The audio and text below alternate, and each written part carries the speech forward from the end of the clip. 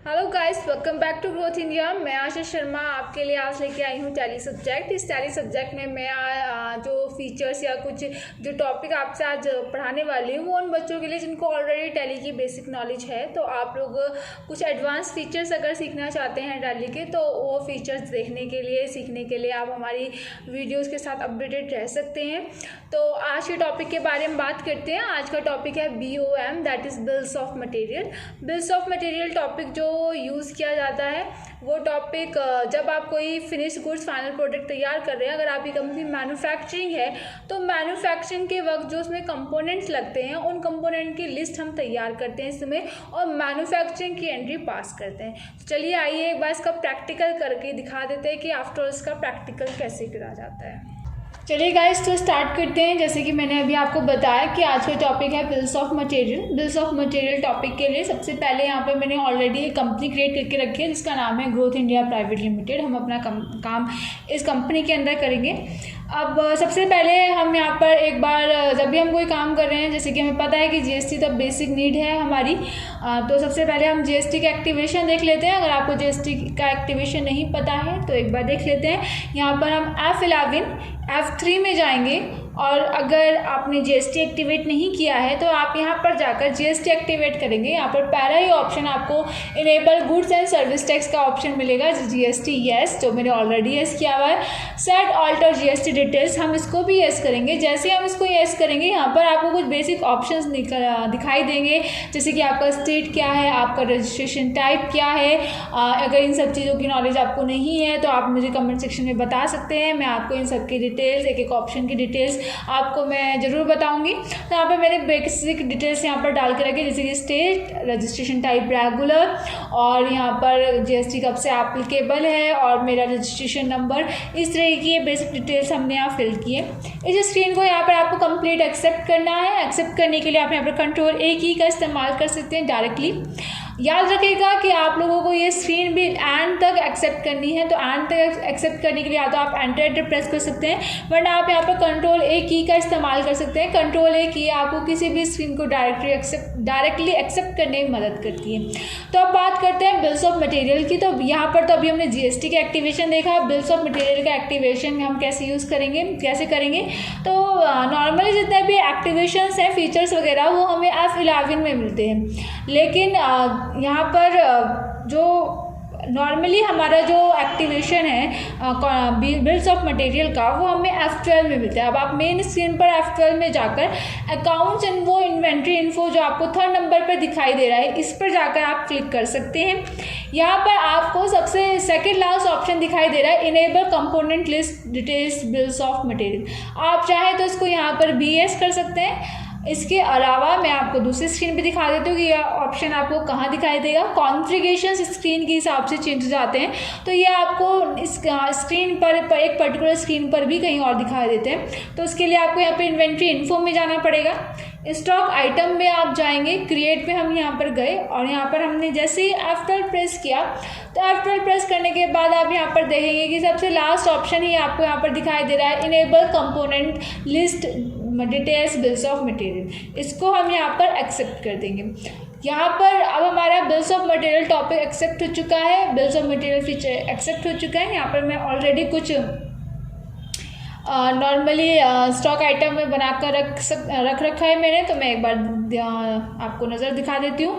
जैसे कि यहाँ पे मैंने बात की है बिल्स ऑफ मटेरियल के अंदर हम नॉर्मली क्या करते हैं, हम एक फाइनल प्रोडक्ट तैयार करते हैं और उस फाइनल प्रोडक्ट में लगने वाले जितने भी कंपोनेंट्स होते हैं उसकी लिस्ट बनाते हैं फाइनल प्रोडक्ट्स के अंदर। तो माउस मैंने यहाँ पर एक कंपोनेंट लिया है कंप्यूटर का, तो मैंने अंडर में डाल दिया कंप्यूटर पार्ट्स, यूनिट्स में नंबर्स और बिल्स ऑफ मटेरियल। यहाँ पर ये यहाँ पर नो रहेगा और यहाँ पर GST का इसका एक्टिवेशन येस रहेगा। ऑन वैल्यू मैंने यहाँ पर 12% जैसे टैक्स लगाया है। इस तरीके से मैंने यहाँ पर माउस, मॉनिटर, कीबोर्ड, एक कंप्यूटर वैसे मैं ऑलरेडी तैयार करके रख चुकी हूँ, CPU, तो ये मैं ऑलरेडी बना कर रखा है। तो ये नॉर्मल है। एक फाइनल प्रोडक्ट हम दोबारा से बना लेते हैं ताकि आप एक बार देख सकें कि फाइनल प्रोडक्ट कैसे बनाते हैं। तो यहाँ पर हम HCl P4 पर गए, यहाँ पर अंडर में हमें लेना है, ये क्या है, ये हमारा एक फाइनल गुड्स है, यूनिट में नंबर्स आ जाएगा। देन हमें यहाँ पर बिल्स ऑफ मटेरियल का ऑप्शन यस रखना है। एक बात का ध्यान रखिएगा कि अगर आपका यूनिट नॉट एप्लीकेबल है तो आपका BOM का ऑप्शन आपको नहीं दिखाई देगा। जब आप यूनिट में नंबर्स या फिर जो भी आपकी यूनिट्स होंगी उसको सिलेक्ट करोगे तब जाकर आपको BOM that is bills of material topic आपको दिखाई देगा। इसको जैसे ही आप यहाँ पर यस करते हैं तो यहाँ पर ये आपसे एक नेम पूछता है BOM का, तो वो आप कुछ भी दे सकते हैं। तो यहाँ पर मैं P4 यहाँ पर नाम दे रही हूँ।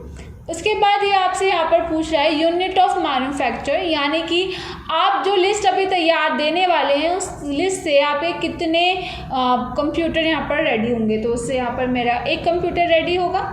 देन ये आपसे आइटम की लिस्ट मांग रहा है कि एक कंप्यूटर तैयार करने के लिए आपको कितने प्रोडक्ट्स की ज़रूरत है, कौन कौन से कंपोनेंट्स आपको चाहिए। तो यहाँ पर मुझे एक कंप्यूटर बनाने के लिए एक CPU चाहिए, एक कीबोर्ड चाहिए, एक मॉनिटर चाहिए मुझे और एक माउस चाहिए।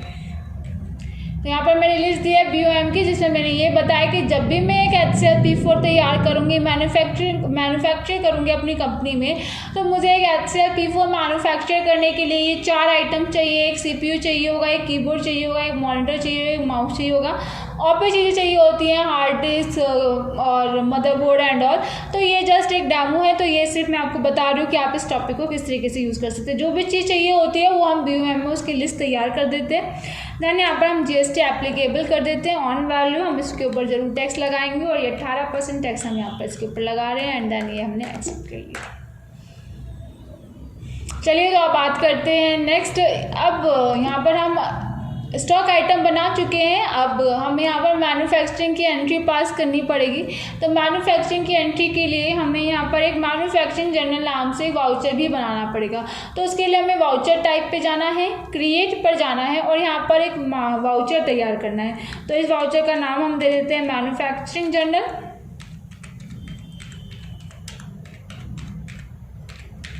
मैन्युफैक्चरिंग जर्नल अभी किसका पार्ट है, यहाँ पर आपको लिस्ट ऑफ वाउचर टाइप में यहाँ पर आपको बहुत सारी लिस्ट नज़र आ रही है। तो यहाँ पर आपको सिलेक्ट करना है कि किसके अंडर आएगा। तो याद रखिएगा जो भी सामान के जो भी गुड्स की प्रोसेसिंग होती है, मैन्युफैक्चरिंग प्रोसेसिंग या फिर एक लोकेशन से दूसरी लोकेशन, ये सब स्टॉक जर्नल का काम होता है। तो यानी कि इस वाउचर के लिए हम यहाँ पर स्टॉक जर्नल को यूज़ करेंगे, तो इसको स्टॉक जर्नल के अंदर डालेंगे। अब अगर आप इसको सिर्फ इतना ही करते हैं तो ये जो वाउचर हम तैयार कर रहे हैं ये अपने रोल में नहीं आ पाएगा, ये एक स्टॉक जर्नल की तरह यहाँ पर यूज़ होगा।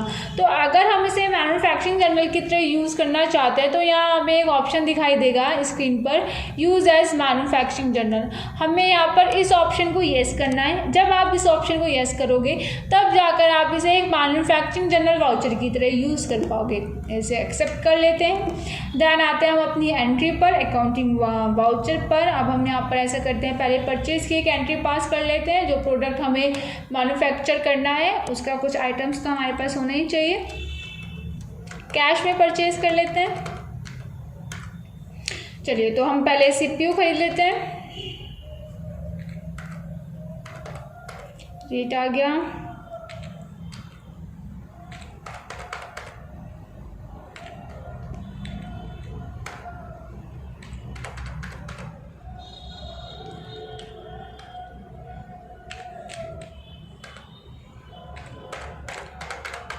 GST लगा लेते हैं।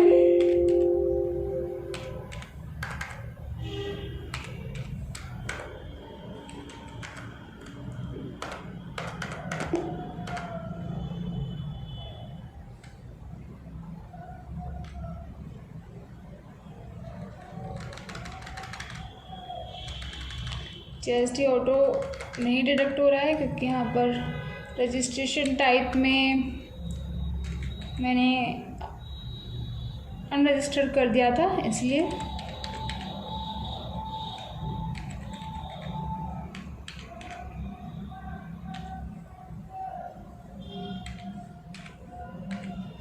एक बार समझा देते हैं यहाँ पर क्या हुआ कि एक्चुअली मैंने क्या किया है। परचेज जब मैं करा तो मैंने पार्टी अकाउंट नेम पर यहाँ पर मैंने कैश ले रखा था। तो अब एक बार मैं दिखा देती हूँ, मैंने रजिस्ट्रेशन नंबर भी डाल दिया। सॉरी।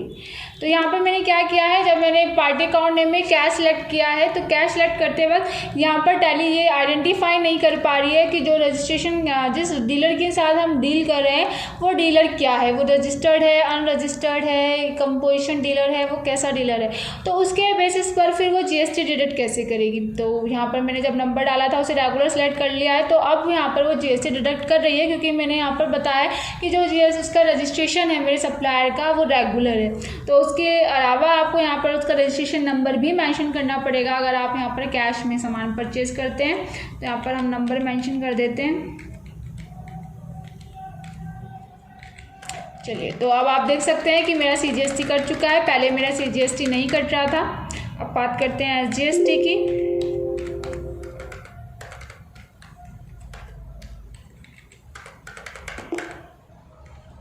चलिए, तो अब CGST SGST दोनों डिडक्ट हो चुके हैं। यहाँ पर हमारे पास हमारे पास सामान भी अवेलेबल हो चुका है।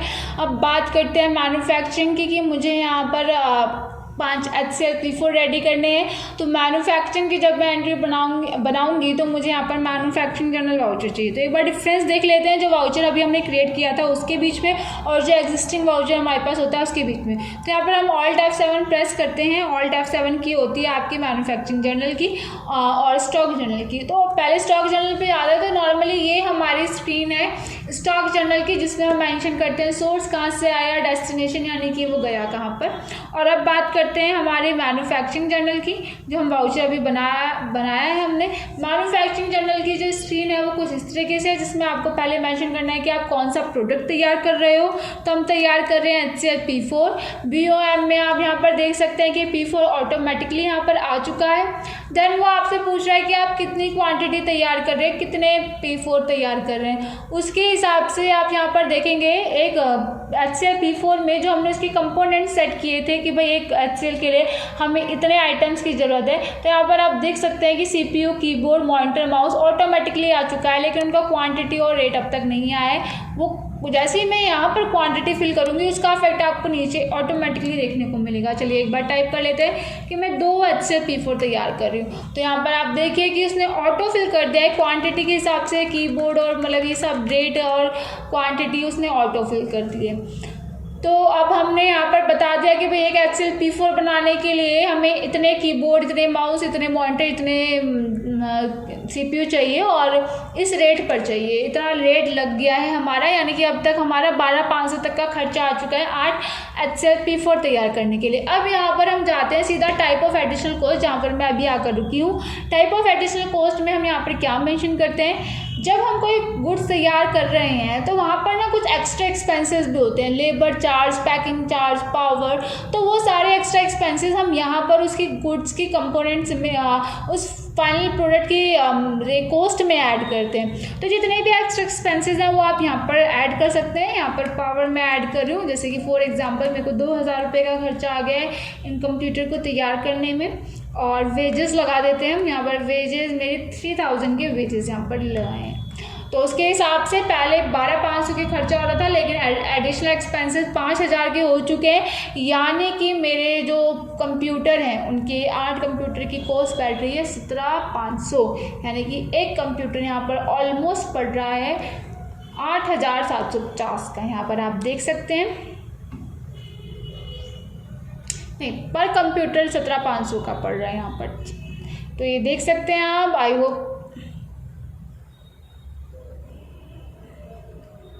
होप सो आपको ये समझ में आया होगा। ये आज का टॉपिक था, इसे एक्सेप्ट कर लेते हैं, एस्केप करेंगे। एक बार स्टॉक समरी में इसका इफेक्ट दिखा देते हैं। स्टॉक समरी में हम यहाँ पर गए, फाइनल गुड्स में हम यहाँ पर गए, यहाँ HCL P4 में जाकर हम यहाँ पर देख सकते हैं Alt F1 करके। तो एज पर डिटेल्स ये हमें यहाँ पे बता रहा है कि हमारे पास 2 HCL P4 है, लेकिन ये 2 HCL P4 लाने के लिए, यानी कि हमारे गोडाउन में 2 HCL P4 कैसे आए, जब हमने CPU 2 कंज्यूम किए हैं, 2 कीबोर्ड कंज्यूम किए, 2 मॉनिटर कंज्यूम किए, 2 माउस कंज्यूम किए, तब जाकर हमारे पास मैन्युफैक्चरिंग जर्नल में 2 HCL P4 जाकर मैन्युफैक्चर हुए हैं। आई होप सो ये टॉपिक आपको समझ में आया होगा।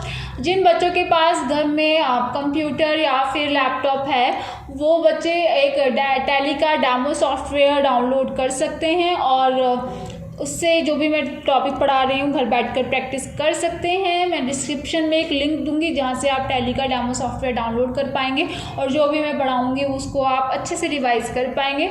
बाकी के जो स्टूडेंट्स हमारे से पहले से डायरेक्टली मुझसे पढ़ते थे और लॉकडाउन की वजह से जिनका कोर्स कंप्लीट नहीं हो पा रहा है और घर में कंप्यूटर या फिर लैपटॉप नहीं है, तो वो अपना टॉपिक 60-70% टॉपिक इसमें से देखकर क्लियर कर सकते हैं। बाकी प्रैक्टिस के लिए वो जब लॉकडाउन ख़त्म होगा तो वो अपनी प्रैक्टिस के लिए यहाँ पर फिर इंस्टीट्यूट आकर कंटिन्यू कर सकते हैं। जो उनको डाउट होंगे तो फिर वो तब क्लियर हो जाएंगे।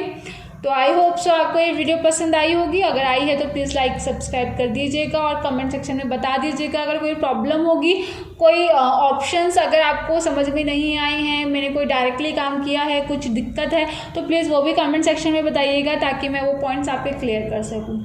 चलिए guys, thank you so much.